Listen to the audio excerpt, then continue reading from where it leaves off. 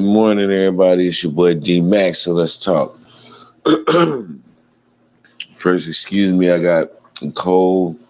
This weather change out here got me a little phlegm, sounding a little bit rough. But yeah, it's me. It's D Mac, the one and only, the original, the player from the Himalayas.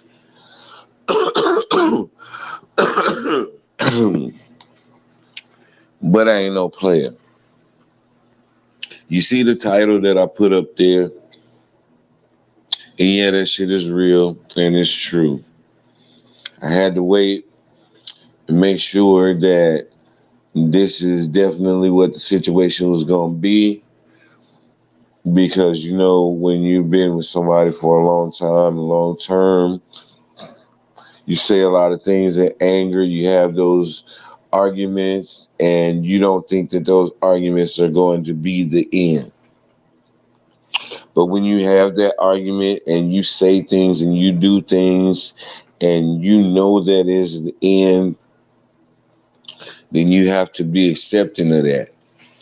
And so now I've come to the place of acceptance, and so I can put that out there. Single after 17 years. Scared to death of the dating pool. But I'm not really scared of the dating pool. What it is that I'm single, but I'm not available. And that's the whole thing. I'm single, but I'm not available to anybody. I'm still chilling. I'm still in the crib. I'm still just doing my thing and concentrating on getting, my life back to a place of regularity and a place of familiarity for me. Because when you've been in a marriage for that long, you become accustomed to certain things. You become accustomed to a certain way of life. And when that way of life changes drastically and you have to begin to reshape and reestablish your way of life, that takes a lot. It takes a lot of planning. It takes a lot of your time that wasn't required of you beforehand. It takes a lot of change. It takes a lot of schedule changes. It takes a lot of emotional, mental changes, all of these different things that you go through as you're trying to pick up the pieces from a shamble of a relationship. Now, whenever I went off air and I went on my hiatus or whatever, motherfuckers love to say that word hiatus like it's something to cover up the fact that your ass was just missing in action because you got some shit going on. And so, while I was on this hiatus and really trying to deal with these situations, I came to a realization, just as an individual, just as a man, just as somebody who is out here trying to make a difference. People don't give a fuck about your intentions. They really don't. People don't give a fuck about your message and the good that you're trying to spread to the world. People don't give a fuck about, what your end goal is and what you would like to see be accomplished within, around, and about your community. They're looking at things like your vehicle, what kind of car you drive. They're looking at what type of, if you're a dude, what your woman look like. Do you got a fine ass woman? Do you have a woman who is considered a high value woman? She got the job. She got all of this shit going on for herself. These are the things that people put value into whenever they decide that they're going to listen to your message. These are the things that people look at when they want to decide what your value is. And so, if you're to look at my life right now, I wrecked my car, destroyed my fucking car. I went to sleep at the wheel, and by the grace of God, I didn't hurt myself. And if you were to see the damage and the all of the wreckage on my car, for me to walk away with nothing but a sprained wrist in itself was a miracle. And then, people say, well, okay, I understand that. So, those things can be replaced. That's a car. You're okay. That's all that matters, D-Mac. Yeah, I know, right? So, sitting here cooling.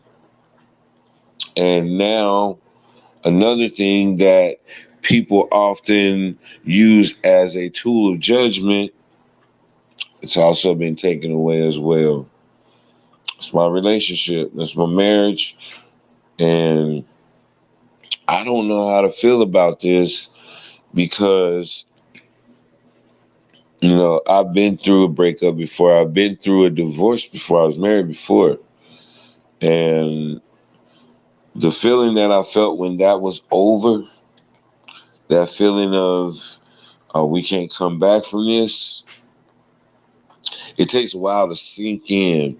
It takes a while for you to really accept it. So I guess you have to go through those 5 stages of grief. And that last stage of grief is acceptance. So I think I'm rounding the corner and I'm getting to that last stage, which is acceptance. Because I'm able to put it out there now that I'm not in a marriage anymore. I'm single. I'm blase blah, all of that above, or whatever label you want to put on it. And it's weird. It's gonna take some getting used to, but I'll do that. I'll do whatever is necessary to get my life back to a level of normalcy, so that I can go forth in the things that I've been called to do, so that I can get back on my channel and really get back into the groove of picking up on these topics that's been going on in the world. And there's been so much going on in the world, but because I've been engulfed in my world and the traumatic things that have been taking place in my world, and trying to deal with them and trying to keep a certain level of normalcy going while these changes are also taking place in my life, is a weird place to be. 17 years, man. 17 years is a long time to be with one person and to build a way of life with that person.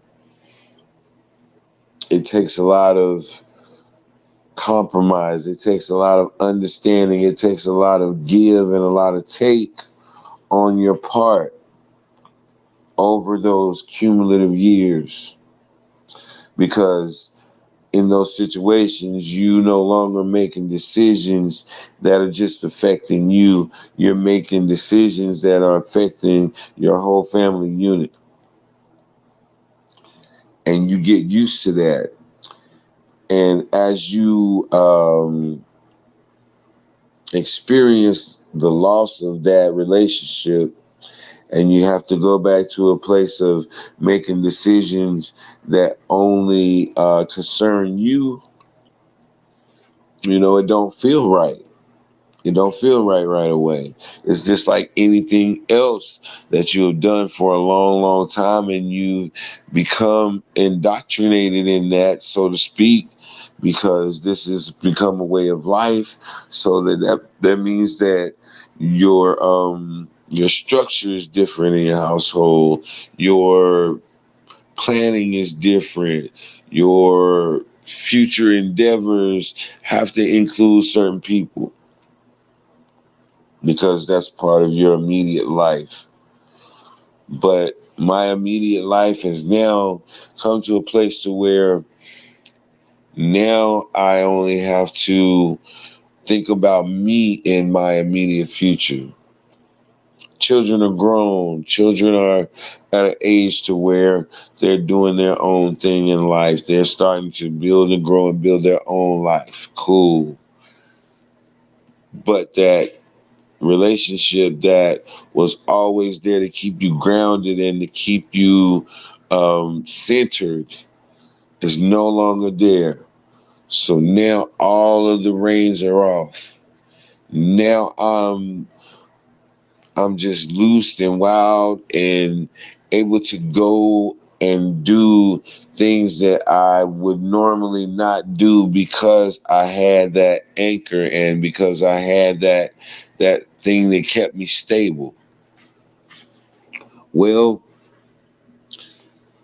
I'm looking around, and with all of this newfound freedom and all of this newfound um I don't know, free time, I guess, I have no desire to go nowhere.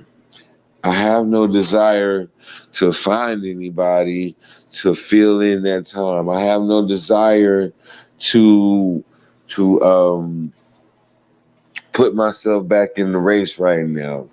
The dating pool, I don't even know why I put that in the title because that shit is irrelevant to what I'm going through right now. I'm not concerned about dating nobody. I don't even like people like that no more. And when I say people, I mean male and female alike. I don't like people. I look at people. Um, I look at people as a liability right now in my life. If you were to come into my life as a female out here who's looking for stability and who's looking for somebody to build a life with, I am not that guy at this point. And no one would be um, going through a breakup in this early stage of the breakup. So the 5 stages of grieving that we go through and we end with acceptance, how long is that supposed to take? How long are you supposed to grieve? How long are you supposed to be angry about the situation? How long are you supposed to um how long are you supposed to just grieve, man, and grieve the end of that relationship?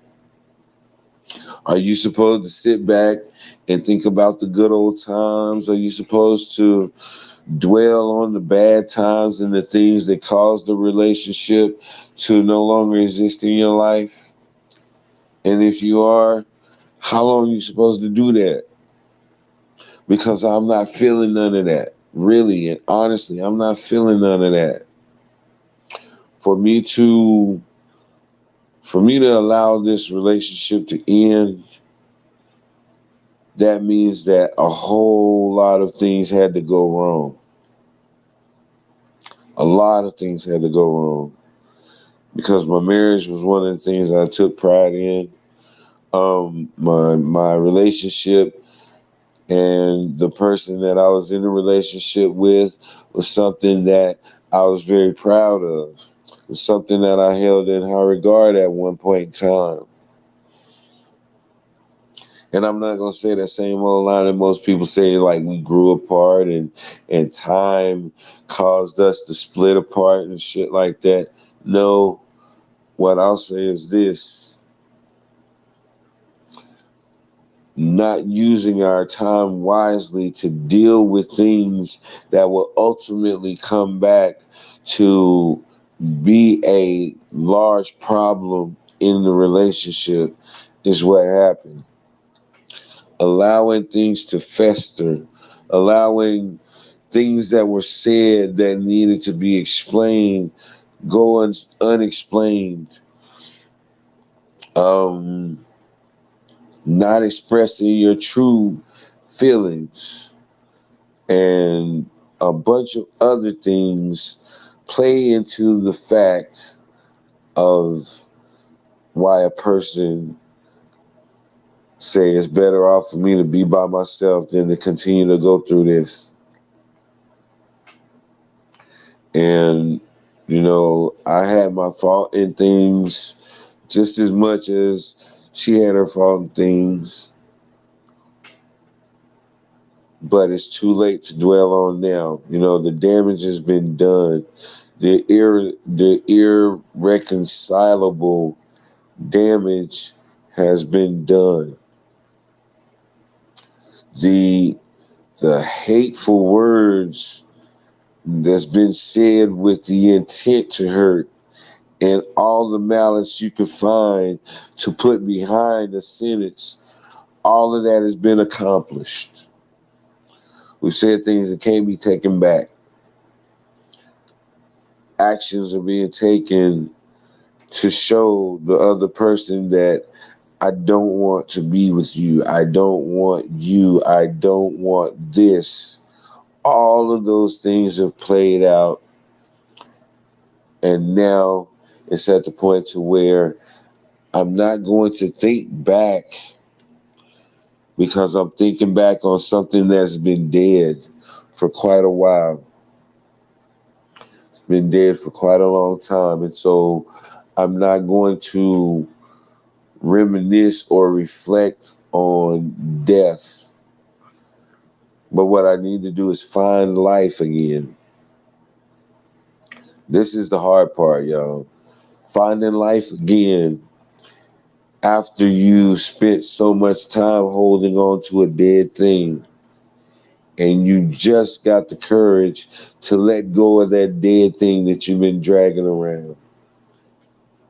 And now that you've had the courage to let it go, now you have to find life all over again. This shit is problematic for me. It's very problematic for the simple fact that the type of man that I am, I didn't come up in this era of dating. I didn't come up in I didn't come up in any of this new school method, like the online thing. And I've been talking to my boys about this before. We've had conversations about online dating and these different dating apps and dating sites and shit like that, and how we used to have fun with these things. Well, now to go on one of these apps is a totally different scenario for me now. Going on one of these apps now is like, I don't know, walking into a bar when you haven't been to the club in 10 years or 17 years. So let's just say I haven't been to the club in 17 years. And now after 17 years, I have all of this free time. I have nobody to come home to or explain anything to, or that I have to be here for.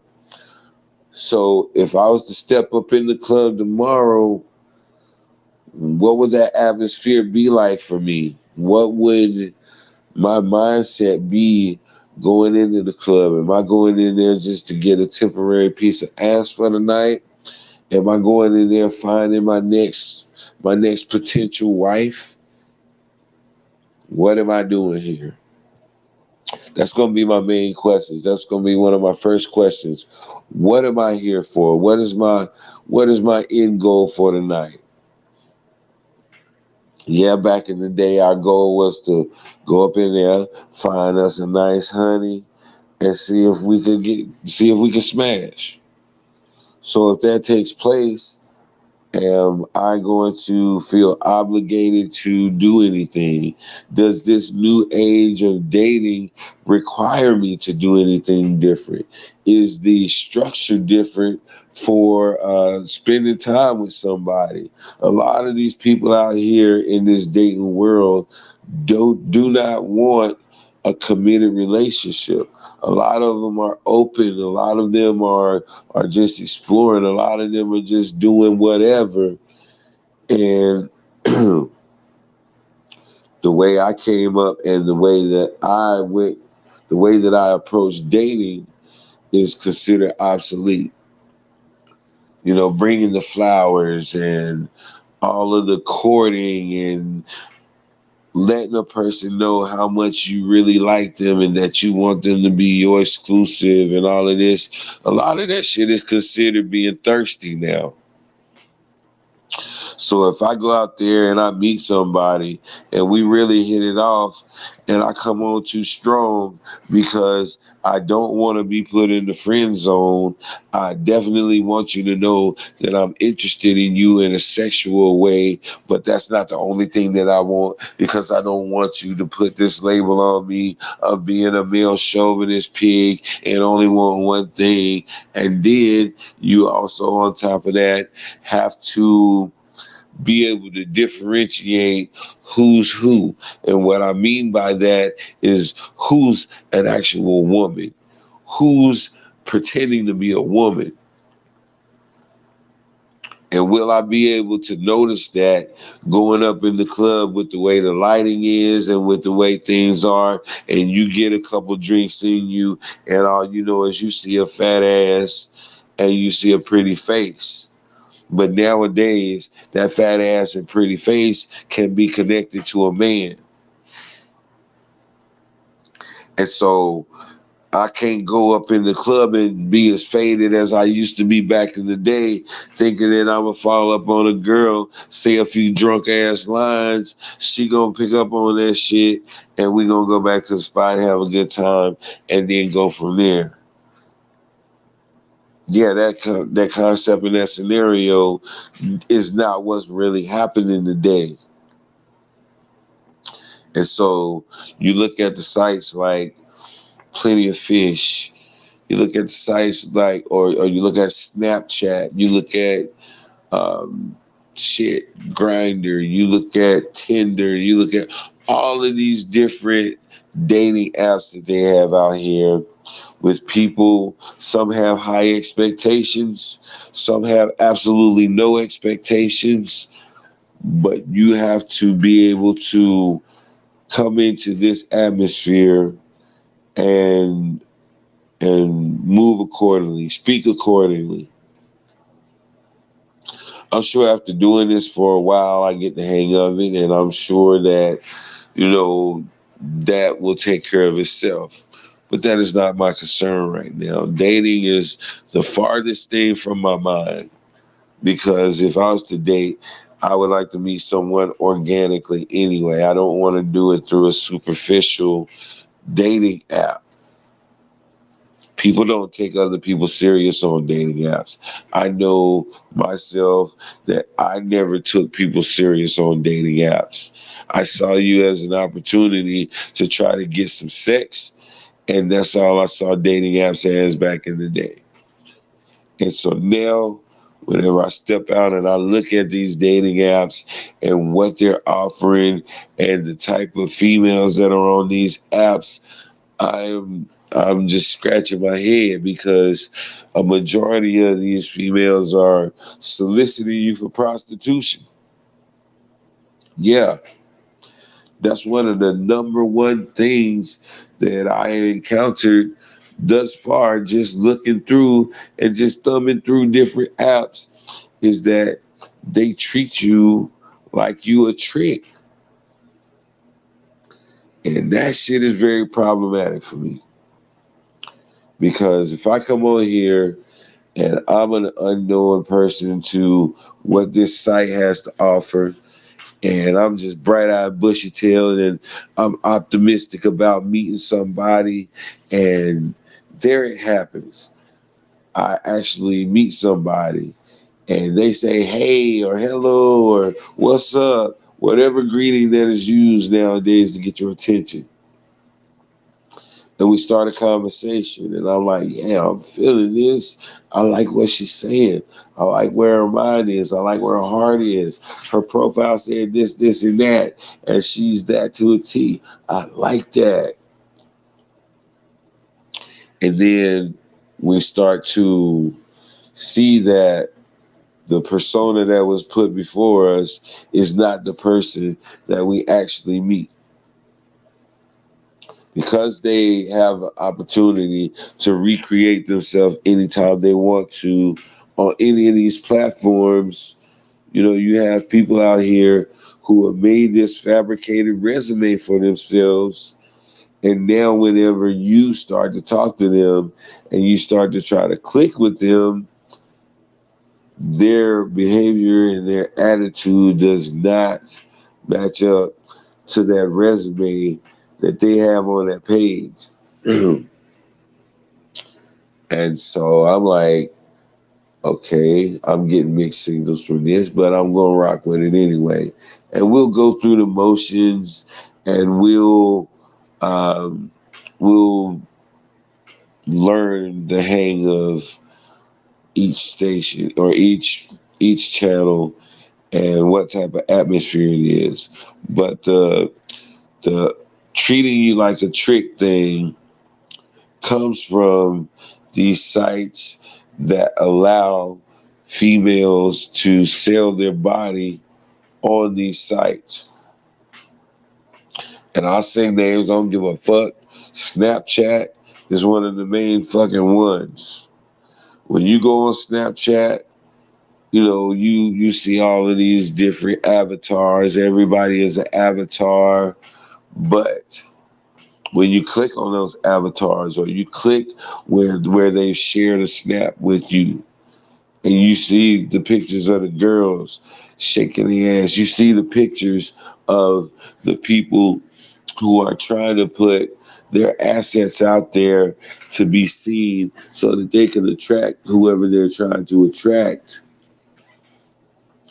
And when you finally do get a response from somebody, and the response is, buy some of my content, or purchase this, or are you interested in a lap dance, or they got a video up of them performing sexual acts on people where they got their face blurred for copyright and copyright protection and different laws like that. But the sentiment is very well displayed for us, and we know exactly what's going on in those clips when their head is bobbing up and down with the blur mark on it. We can pretty much deduce what is taking place. And so now you're sending me these visuals that are supposed to stimulate me because it's showing you performing an act of sex. And it's supposed to stimulate me to the point where I'm willing to spend my money to buy videos of you doing shit. But I have one question. Why the fuck would I do that when I have Pornhub, I have RedTube, I have, what is it, the DSLAF, dick sucking lips and facials. I got all of the fetish pages I want that will display any sexual desire that I may have. It's all at the end of my fingertips. It's all free on my phone. So what gives you the idea that I would spend my money to see videos of you naked doing the same shit that the people on Pornhub are doing, the people on RedTube are doing? And so I voiced this opinion to people on Snapchat because I want these females to, excuse me, I want these females to really think about that question. Because if you're bold enough to put your whole naked ass, your vagina, your tetas, all of that stuff out there for the world to see like that, you have to understand what type of energy you bring in with that. You have to understand what type of perversion is going to come in and be attracted to what they see you doing. And you got to be okay with that, because you got to understand the good come with the bad. And there's dangers that are going to be lurking around here. And they're going to be looking for opportunities to catch a glimpse of something of that nature. What's up, Lovey? What's up, Mommy? What's up, Queen? Thank you so much for coming hollering at me. You don't know, you really don't know how much that means to me right now, man. Going through this right now, and just feeling dejected and feeling rejected and not loved. When you have somebody to come in and show you some love, it's magnified a thousand times. And so you coming in and saying, Deacon Mac, I magnified this a thousand times in my heart, love you. Thank you. For real. Shit kind of got me, that kind of hit me a little bit. For real. I'm emotional as shit right now. I've been dealing with this, man. I've been dealing with my, I've been dealing with my separation. I've been dealing with the life situations that's brought me to this point of my marriage ending. You know, it's a lot going on, and when I make these decisions to focus on those things, that means that there's so much going on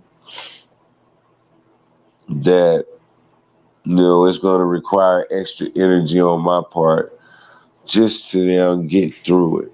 It is so draining to it's so draining to go through something like this. The emotional toll that it takes on you, yeah. You're gonna cry, you're gonna feel bad, you're gonna be mad, you're gonna go through all of the cycle of grief until you get to acceptance where you can accept what took place. But when you go through the anger and you go through the bargaining and you go through the all of the cycle, that shit eats up energy. It eats up your power, and it leaves you just with nothing left to give. The arguments leave you with nothing left to give. Those those interactions with that person where you want to say so many things, but you can't. You know, you want to express so many things, but you can't, because the love is gone. The remembering all of those things that brought you together is gone now. You know, and dealing with all of that, dealing with the reality that these things are gone from your life, having to continue to have these conversations with a person as you both go through your transitional change, and going back to a place of a single life, and breaking apart everything and separating everything, and this is yours and this is mine, and that bill is yours and that bill is mine, and I'll cover this and you cover that. All of these things are just so draining and exhausting. And when you get done with that, and you look up at the time and it's 9, 10 o'clock at night already, and you spent a full day arguing and a full day just stewing in your anger and stewing in your resentments, and recalling all of the different things that was red flags to you, and recalling all of the things that you let go because you just knew that your relationship was going to last and it was strong enough to make it through that. And then you find out that it wasn't strong enough to make it through that. And those things that just caused just turmoil in your life, man. You sit back and you really look at you really look at the effort that you put into that relationship, and it make you feel stupid sometimes. You should focus on yourself and take it day by day. I know it hurt, but learn from it and better yourself. Protect your energy. Baby, I ain't got no energy. I have no energy. You hear my voice? That comes from constant talking. That comes from expressing myself. That comes from raising my voice. That comes from setting down boundaries and repeating that shit over and over because that person don't want to accept what you're saying to them. It comes from the strain of damn reiteration, I guess, because you don't want to hear rejection. You don't want to hear somebody say that I don't love you no more. You don't want to hear somebody say that I don't want to be with you no more. That shit takes everything out of your heart. That shit take everything out of you, period. And you have to be able to regroup. You have to be able to receive what you've been told. And you got to be able to accept your responsibility as to why it's happening.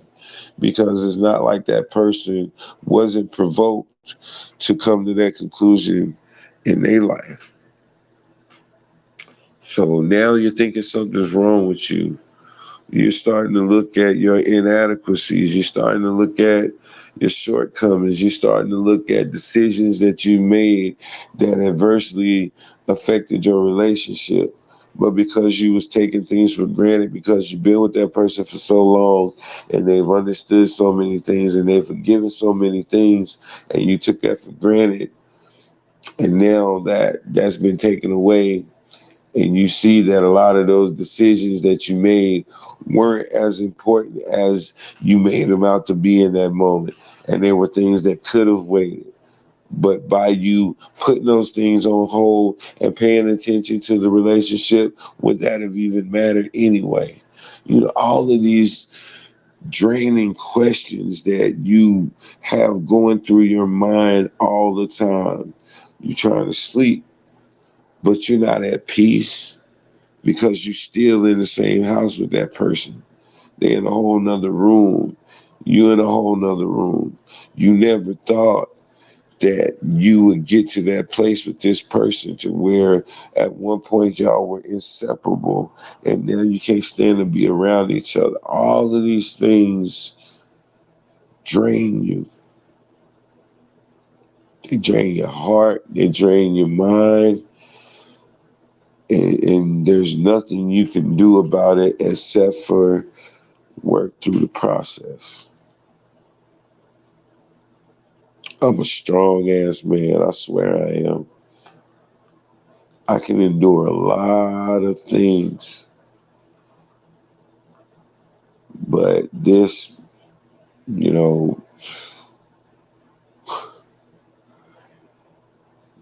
it's looking at failure. I was a failure. I failed to maintain this. I failed to do whatever is lacking for her. You know, these are truths. These are hard truths that we have to accept. And so accepting my inadequacies and accepting my failures also caused shame. And that shame made me feel like I wasn't worthy to give anybody any type of advice. I I wasn't able to speak with confidence. My confidence was shot because the person that was my number one ace and the person that was supposed to be the one that's always down for me told me that I don't make the cut anymore, and vice versa. You know, that shit's hard, man. It's hard. I was saying earlier in a recording that it takes courage to tell somebody that you don't want them. Sometimes it takes everything in you to tell somebody that this isn't good enough for me, this isn't working for me, I'm not happy, so forth, so on. That shit is so hard.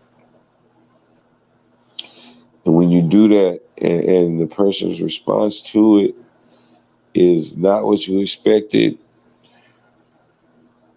you know, you got to take the good with the bad. You got to be able to receive rejection also from that other side as well, because it's not like they didn't recognize things as well.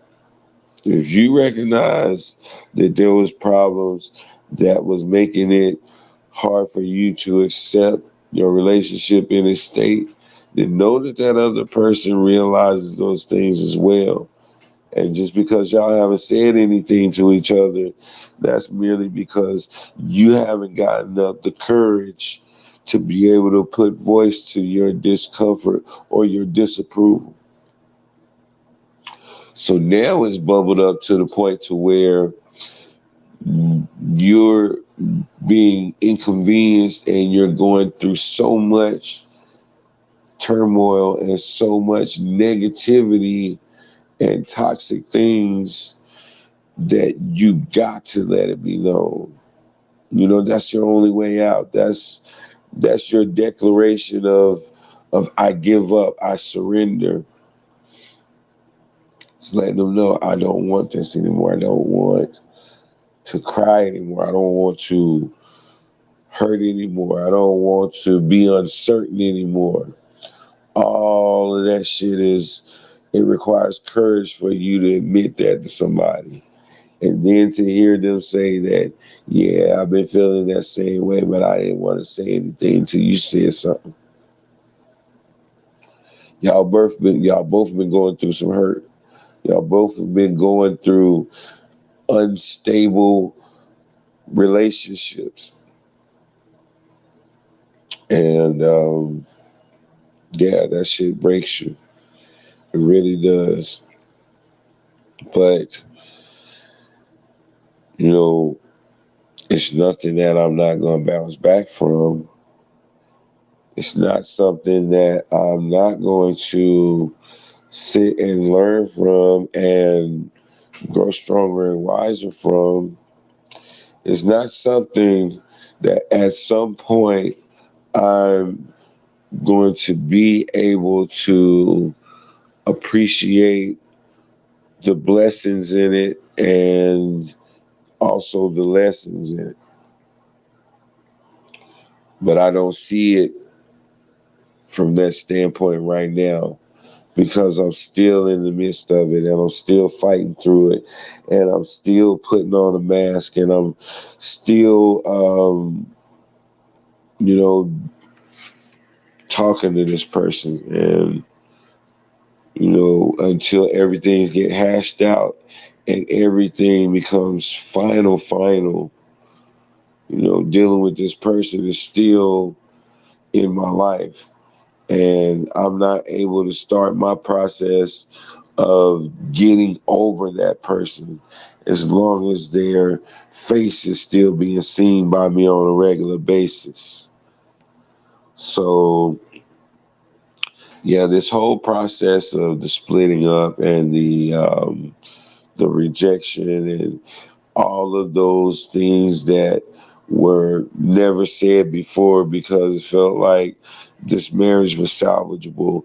And now that you don't see anything to salvage, now all of these hurtful truths are coming out.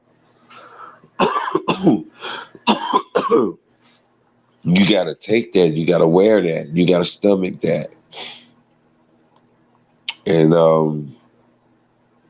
it'll never be easy. It's nothing you can ever prepare yourself for.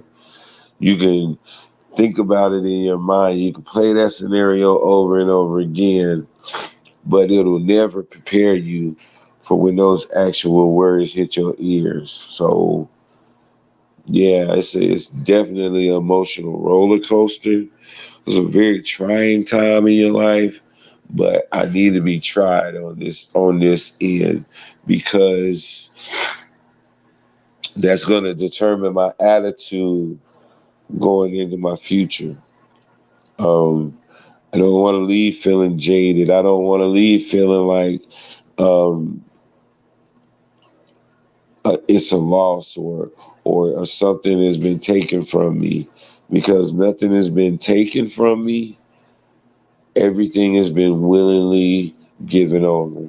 I willingly surrender this. I willingly let go of that because I understand that holding on to this isn't going to isn't going to make you think that I want it. Holding on to this, not letting go of this, is merely saying that I have a problem with detaching from this.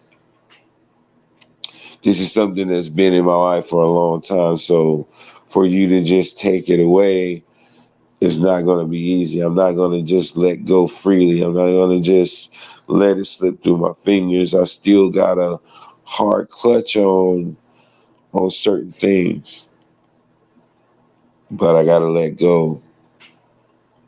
And letting go is hard. Letting go means that I'm admitting defeat. Letting go means that I'm admitting I didn't have what it takes to keep this. That's a shameful feeling for a man, especially a man who is a long-term relationship person. So this is where I've been. I've been dealing with my life. I've been dealing with the death of my marriage. I've been dealing with the rejection. I've been dealing with self-medicating to try to keep myself from having that breakdown. You know, this ain't no boyfriend girlfriend thing. This is we've been deeply committed, and there's been sacrifices made on both ends throughout the years because we had an invested interest in this relationship, and we saw it as something that was going to stay together forever. That was our intent when we said those vows. And so now that all of those vows are going away and they don't seem to hold any weight in our life anymore, you know, my mind state is changing. My mind state has to change. And I got to let go of that whole concept, that whole to death do us part, that whole through sickness and in health. All of those things that we swore to God, all of those things that we swore to each other and swore before the people, all of that, we have to let it go. Wow. Wow. Um, yeah, I'm usually able to speak more fluidly, but I'm at a loss for words, man, because it's still not real. You know, as many things that have taken place, and as much as we've definitively said that this is done, it's still not real to me yet. The reality of my status is not real to me. I don't walk out here. I don't walk out into the world now like I'm single. You know, I don't do single person things. Everything that I've grown accustomed to doing in my life have been married people things. And so to go out here and do single people things now is just weird to me. But I'm gonna have to um, get out of that mindset and start to get used to being single and having a single mindset and all of the things that come with that. So, like I stated earlier, I'm single, but I'm not available.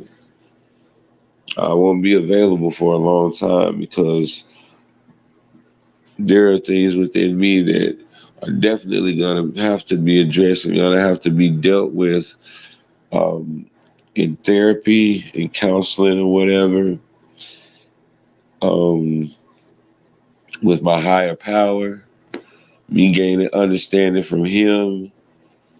Um, so many different moving pieces in this long-term relationship that's now being having to be stripped down and itemized.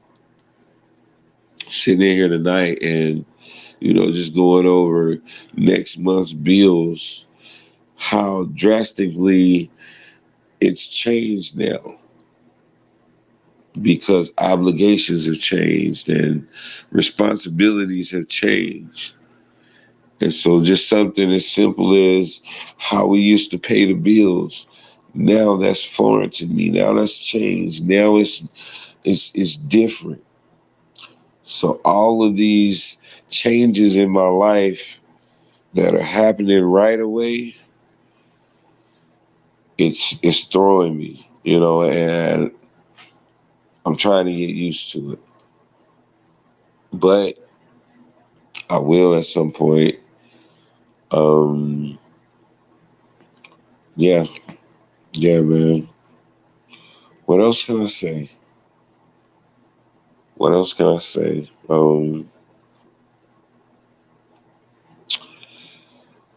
Shit. There's nothing to say. There's really nothing.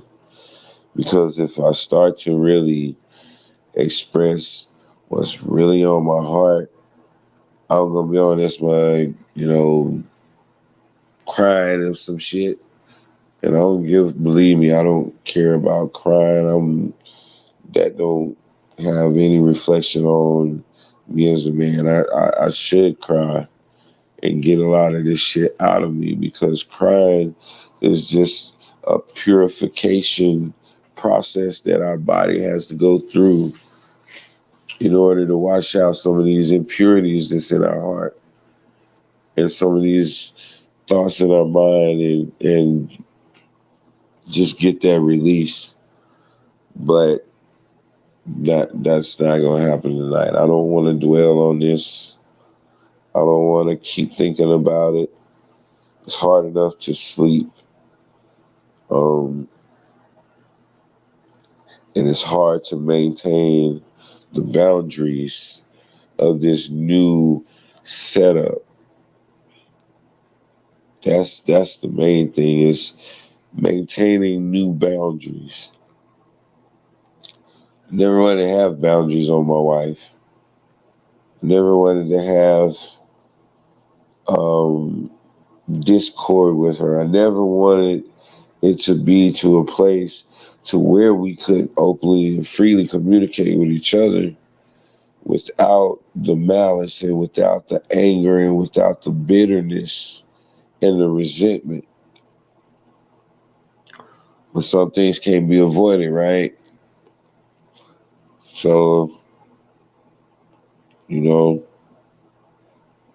like I said, I've said things that can't be taken back. And once you declare those things and you put it out there, and those are things that will hurt somebody to their core, and you know it will, and you say it anyway, that means that you've been taken to a place of outside of your character, and you become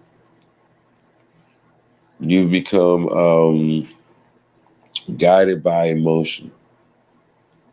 That's exactly what I am at this point. Everything is all emotion, no logic to a lot of it, just emotion. Emotion fueled conversations, emotion fueled um, blaming each other, emotion filled, um, just everything. It's like there's nothing that I can say that won't evoke emotion in her. There's nothing that she can say to me that won't evoke an emotion in me. You know, simple things like, excuse me, walking past each other in the hallway, not making eye contact intentionally, um, going above and beyond to try to show that person that you don't need them in your life, doing extra shit. You know, all of the little games we play to try to make ourselves seem independent and try to make it seem like that person presence not being there don't affect your life. All the little games that we play to try to make it seem like we got it together, to make it seem like we strong, to make it seem like that person wasn't a part of our strength. All of these games that we play and the things that we say to try to prove this lie, because we're not trying to prove it to them, we're trying to prove it to ourselves. We're trying to convince ourselves that we don't need that person, even though that void is tearing your ass up. You don't want to admit it to them, but that shit is. And so I have to bring myself to a place to where I can have peace of mind about this. I have to bring myself to a point of understanding where I can accept her disappointment. I can accept her everything that she's lost in this breakup. I have to accept the fact that I did that. And that's real hard in itself. I caused that. I'm the one who put that look on her face. I'm the one who said something that was so fucked up that she no longer wanted to fight against um, the pushback. You know, she gave in because she seen that my heart was waxing cold. What did she do to me so bad that caused my heart to wax cold?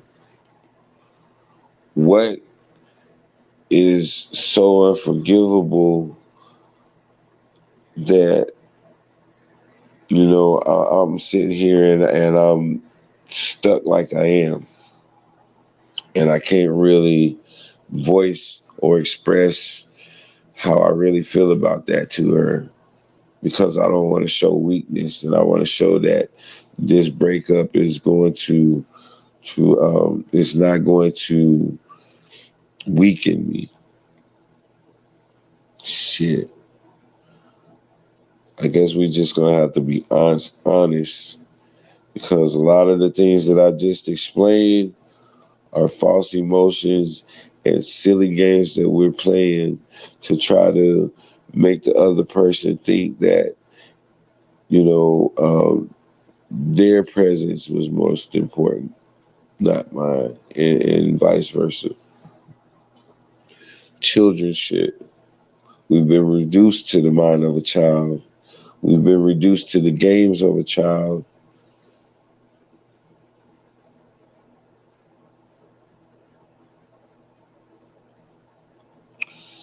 Damn. Everybody who everybody who's lost somebody, and I mean, like, break up from a long-term situation. And I want to give a shout out to Queen, because I know before I went off air and all of that, she was speaking about her marriage and they decided to get a divorce and how hard it is to go through that process, even though the relationship's been dead. Man, I couldn't say much because when she was talking about this and when she was going through this, I was seeing all of the red flags in my own situation, in my own relationship.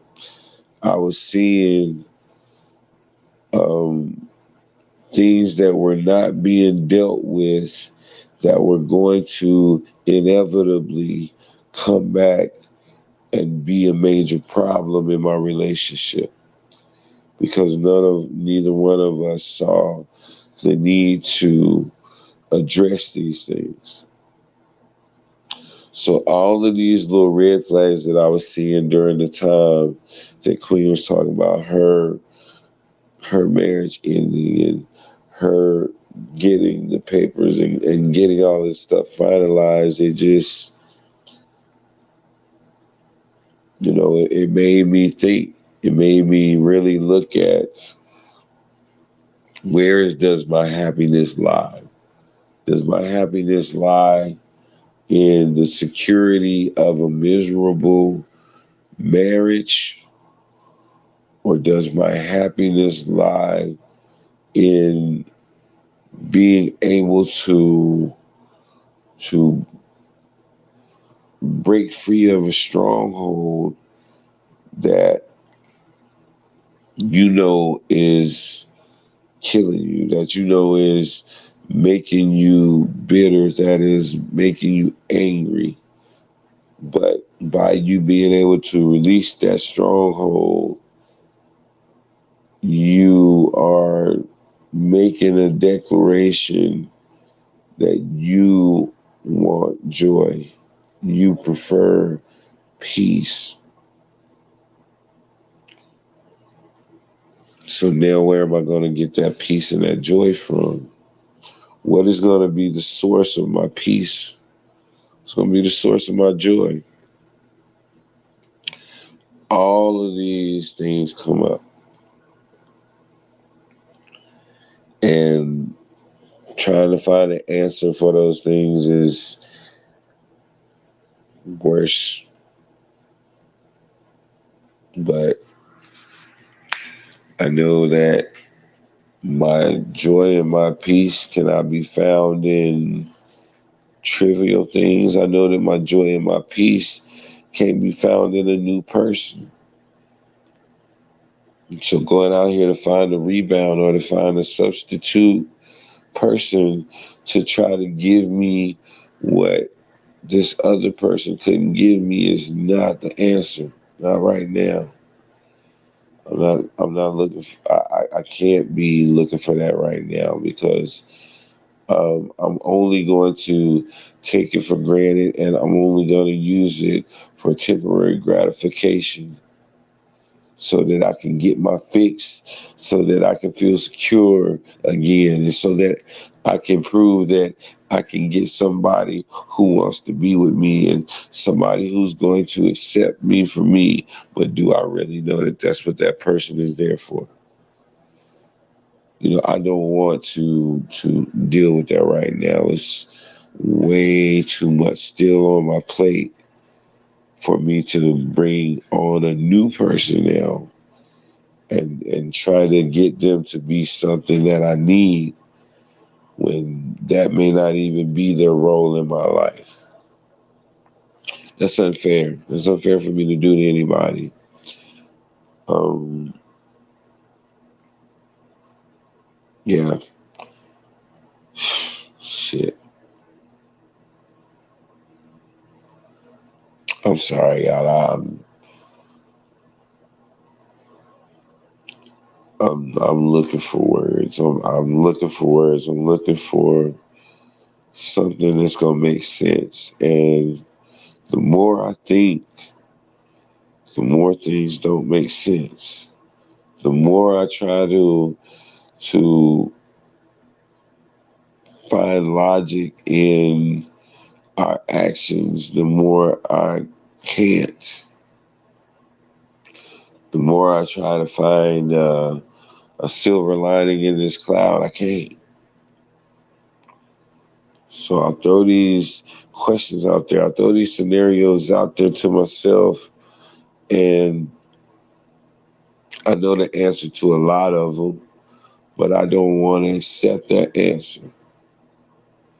I don't want the answer to be, you got to be alone for a while so that you can deal with your inner self.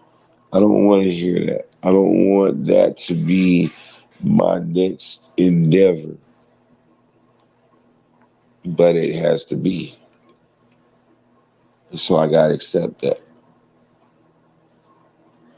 So, life is going to be life.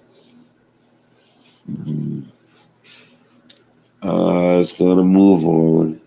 It's going to carry on, regardless of how anybody feels. And we have to be able to move on with it. It's just like as if someone died, you're going to grieve the loss, but you're always going to continue on with your life. You'll continue to build it. You're going to continue to grow, and you may just use that as motivation to do so. So that may be my plan, to use this as motivation to grow. Use this energy that I'm building up inside of me for something positive, and find positive things to think about and positive messages to expound on, instead of allowing my emotions to dictate my mood, and that being translated through my podcast. I don't want to be the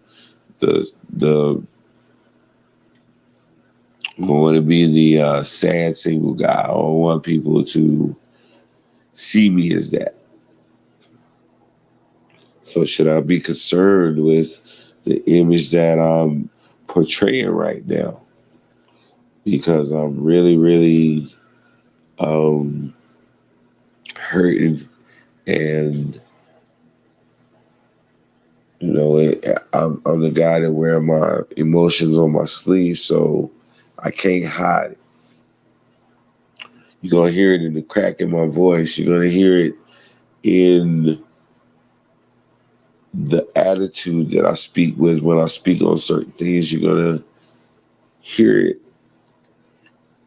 whenever I have to refer to her.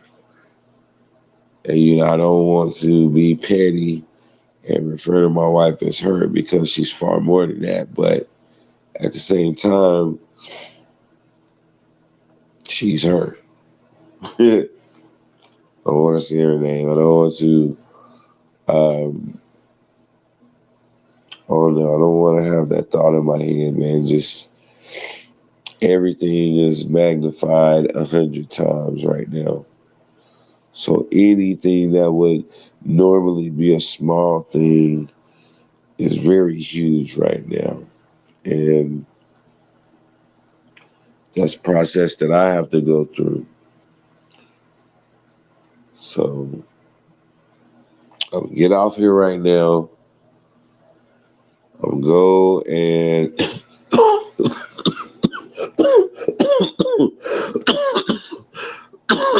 excuse me. Get off here now. I'm gonna go and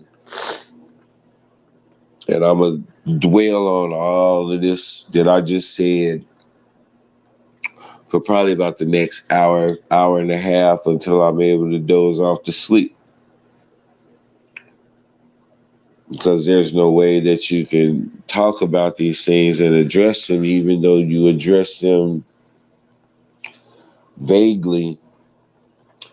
The visual comes back to you. The all of the stuff comes back to you, and it comes in like a flood. So yeah, I'm gonna go in. I'm gonna dwell on some shit for a little bit. I'm gonna lay over here and process some things.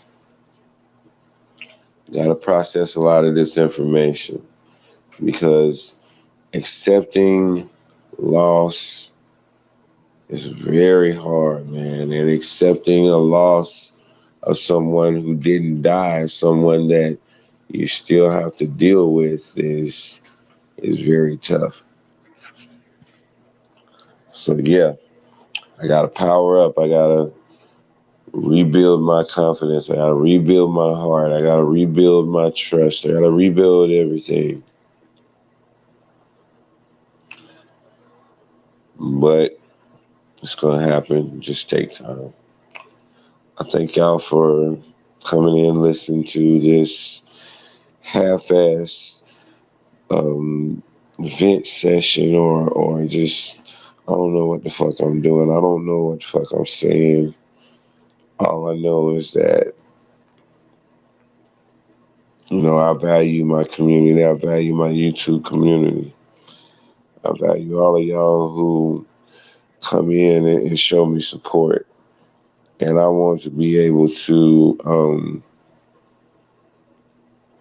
don't know, communicate honestly with y'all. So that's why I'm struggling for things to say right now because, yeah, saying what I really want to say is going to bring some heavy emotional shit, and I'd rather not. I just rather not right now. It's not. It's not good. It's not. So appreciate y'all for coming through. I'll be back on soon.